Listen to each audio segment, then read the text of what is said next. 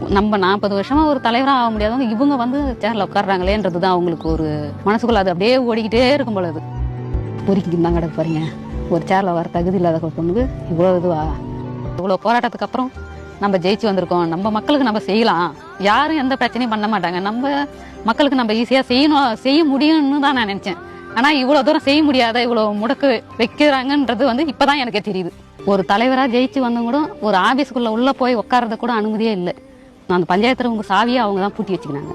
கிராம சபா வந்தது, மழை பெஞ்சுது, சரி மழை விட்ட உடனே கிராம சபா நடத்தலாம்னு சொல்லிட்டு ஆஃபீஸ்க்குள்ளே போயிட்டு உட்காந்து துணைத் தலைவரோட மச்சனவங்களாம் வந்தாங்க உள்ள. நான் சேரில் உட்காந்துருந்தேன். ஒரு வார்த்தை கூட எழுந்துருமான்னு சொல்லவே இல்லை. அவர் பாட்டில் சேரை பிடிச்சி இழுத்தார்.